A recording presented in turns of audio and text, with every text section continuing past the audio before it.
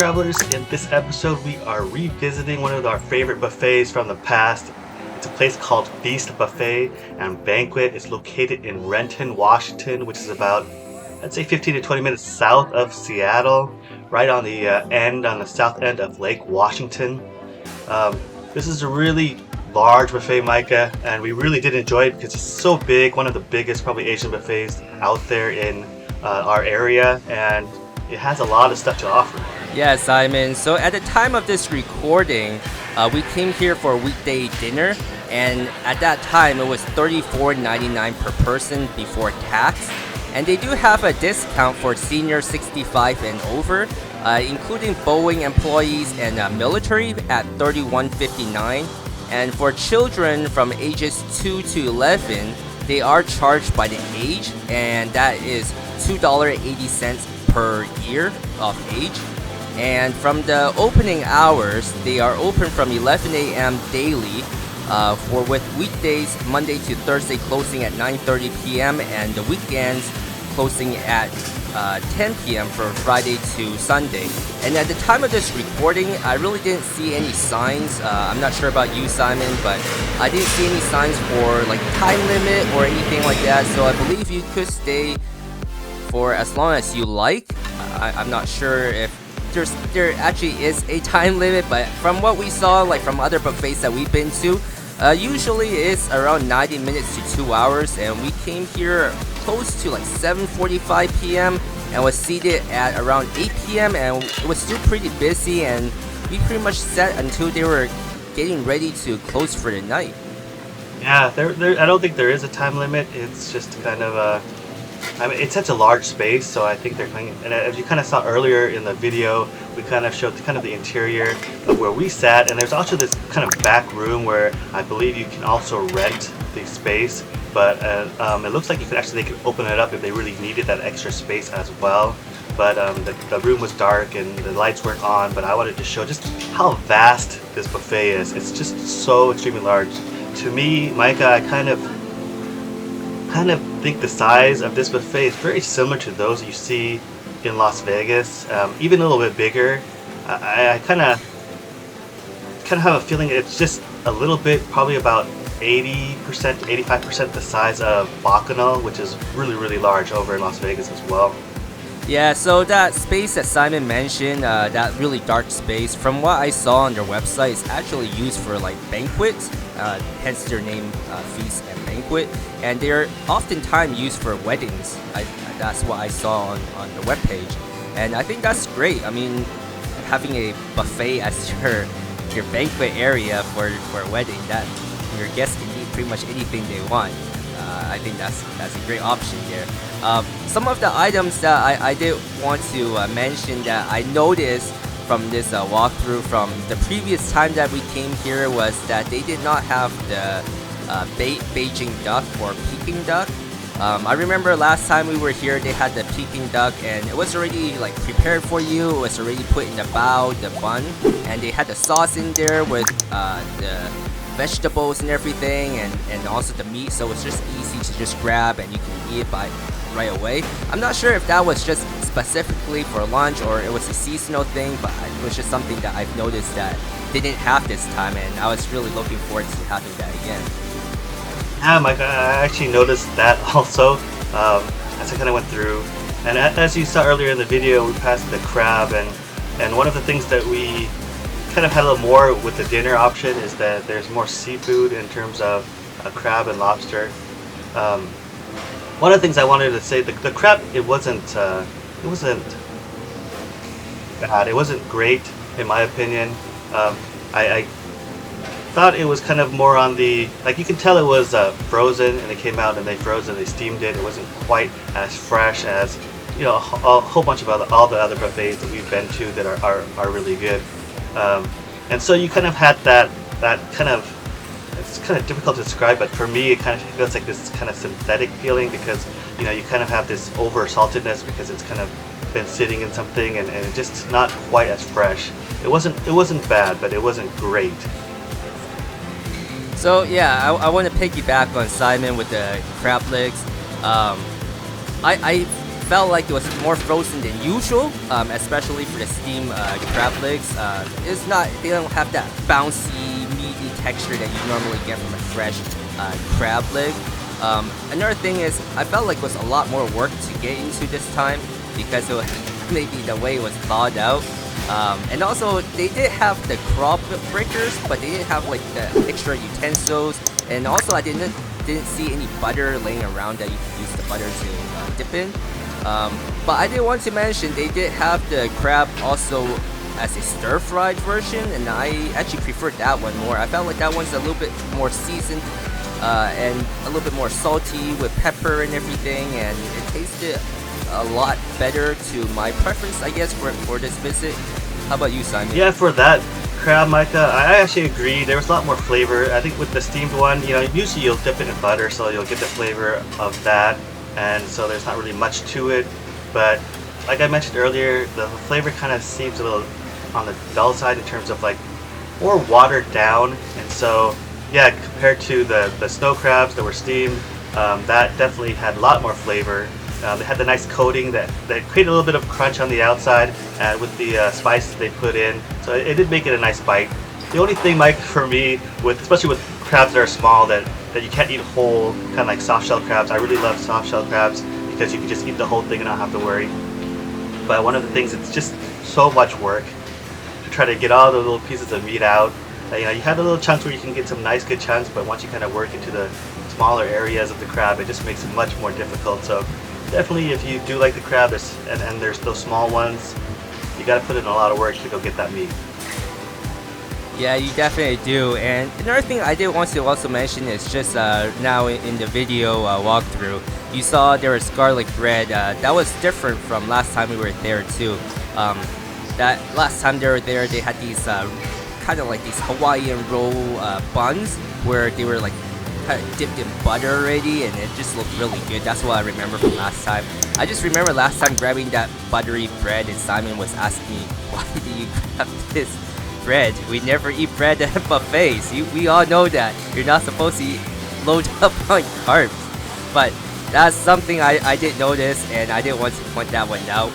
Another thing I wanted to mention is in terms of the carving station where they had the roast beef and they had the ribs and the mashed potato and gravy and also the sausage. I kind of felt like for the dinner buffet they could have improved it by including possibly maybe prime rib or something as maybe an additional option, or just having it in general.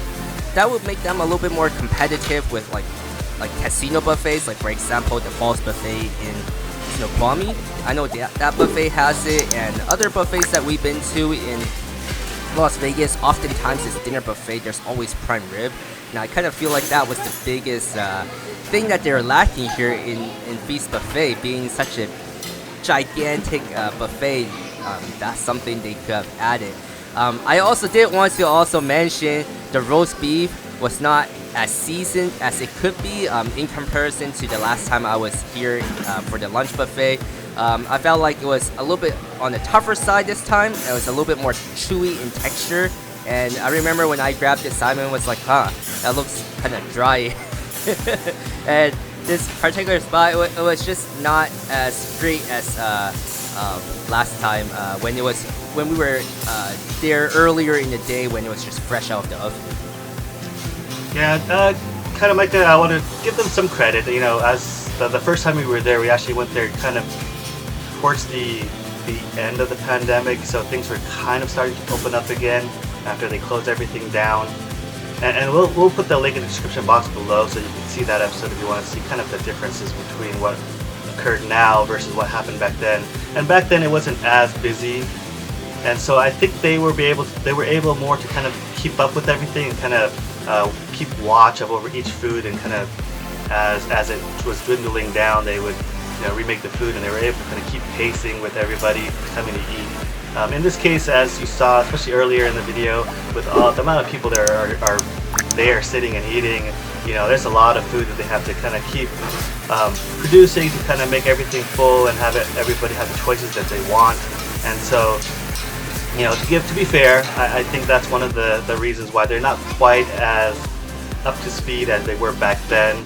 because it's just, as I said, way busier. And going back to the walkthrough, there was the lobster claws.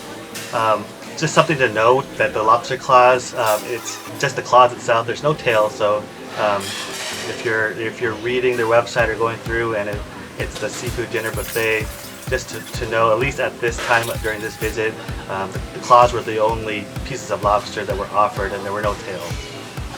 Yeah, Simon, I agree with you. There is just lobster claws. From what I saw on websites online, is I think the seafood buffet is to include the tail is only for weekends only, and hence the increase in price. From what I saw on when you're walking in, they do say that price for the weekends is about $44, so it's about $10 more per person. And from what I read online is the lobster claws, they come out in batches and it's not really self-serve, and you can only grab one or two at a time, so it may not be worth it. From our experience so far, I feel like coming here during the lunch buffet was the best deal because you pretty much get similar items and there's a lot less people. Yeah, definitely coming during the weekend, it's definitely packed. Even now, this is as a weekday, there was a lot of people. There were available seats, so it's not an issue finding a seat, but there definitely a lot of people, so as you're kind of going through, you may have to kind of wait behind some people for not a long time, but a little bit of time to kind of grab certain foods that you might want that are pretty popular. Going back to the lobster claws, I kind of had that same feeling it was with the crab. It wasn't quite as, say, dull in texture and flavor as the crab was, but it wasn't that pop out flavor that you usually really get with lobster, because lobster, if you really love lobster, it's just so delicious. It's sweet, tender meat. It's something that lobster lovers strive for, as well as myself, and it just wasn't quite there. And this is going back to the crab that we were discussing before. So it had a lightly breaded, so there was some breading that was over it, and they fried it up. Of course, the size, it wasn't horrible, but you could see it's on the smaller side, and so you definitely have to work for the meat, like we mentioned before. And like I said, I wish I could have just bite the whole thing and chew, but of course it's not soft shell, so you can't, and so you have to work your way through and kind of get that meat and dig it out. And going over our items here in our plates, one thing I did want to mention was the frog legs that was shown earlier in this video. I really enjoyed that one. And the reason why is because there's not many buffets out there that offer frog legs, and to describe how it tastes just like chicken to me. It really does. And the texture of it is very similar to chicken wings. In some instances, it can be even between fish and chicken in a way. I mean, that sounds kind of weird because there's kind of so different in how they taste, but in terms of just how it was seasoned and prepared, you have that nice chewy texture that you get from like a chicken or chicken wing when you're biting off it, and that's just how it tastes to me. I think that's a pretty good description. I think that's the best thing where it's very similar to chicken but not quite chicken. Like you can tell it's not chicken. I agree. Frog legs are very, very popular, especially in Asia. It's eaten widely, and if you go to buffets in Asia, you'll also get a lot of frog legs that are offered there. And early in the video, you can saw Micah walking back to when I was talking about the roast beef and how dry it looked. But there's a shot there of Micah's plate as he's kind of poking through the roast beef, and that was actually the time in which I saw him kind of starting to eat it, and I was like, oh, that looks super dry, not so appetizing, at least to me, in my opinion. It just looked like there was no moisture left in the roast beef. Yeah, that roast beef, I think we were discussing it. It looked more like it was medium well than anything else. I wouldn't say it's completely well done, because if it was completely well done, then it'll probably be pretty tough. But it's still edible. So moving along to the dessert section, I still gotta say, hands down, this buffet really does have one of the largest desserts available, especially in this area. I feel like even the casino buffets, they got nothing on this one. There's so much to choose from in terms of like cotton candy. They have all these different cakes. They have flan. They have like the chocolate fountain. But I do notice in Washington, it might be a Washington State thing where the chocolate fountain is a thing, because I really don't see it in many other buffets outside of Washington having that. Yeah, it seems like that's kind of the trend here. I know before, a long time ago, it used to be really popular as one of those big things that they started implementing, and it seems like Washington seems like they wanted to keep this trend going. They really enjoy it. Maybe just us Washingtonians really like those type of things. But yeah, this dessert section is actually quite substantial. It stretches from one side of the buffet to the other, so there's a lot of choices. They even have Asian desserts offerings, so there's quite a variety of things you can choose from. And that whole entire section is just so large, so definitely you won't be missing out on certain desserts. You know, anything from fruit to just your cakes and pies and things like that. So definitely a nice offering of desserts. Yeah, the other thing I did notice for the desserts that we didn't mention this time was they do still have shaved ice, and they have fresh crepes as well. Another thing I did notice for this buffet this time as well is that the soft drinks is self-serve now. It's no longer where you're telling the server what you want to drink. Last time I remember, or last few times I've been here, it was always the server will bring up to you and say, hey, do you need a refill or wherever. This time you just grab what you want, and you can always change the drinks you want as well. And they will tell you that it's self-serve, and you'll have to head up over to the buffet section. And as you saw, we had the walkthrough to where they have all the Pepsi machines and some other drinks and coffees and teas that they have offering, and you just go there and grab it yourself. I actually prefer that, Micah. It just makes it so much easier, because when you want to have something more, you don't have to wait until the server comes back. So for me, that's actually much better that they went to this way of offering the drinks. Yeah, so overall, I still feel like this is one of the best buffets in terms of options that's available here. So definitely come check out this buffet if you're looking for a feast. And to wrap up the episode are our notables, and unfortunately for this episode we did not have any notables. And to support our channel, don't forget to hit like, subscribe, and hit the notification bell for the YouTube algorithm. And for more photos, follow us on Instagram. See you guys on the next episode.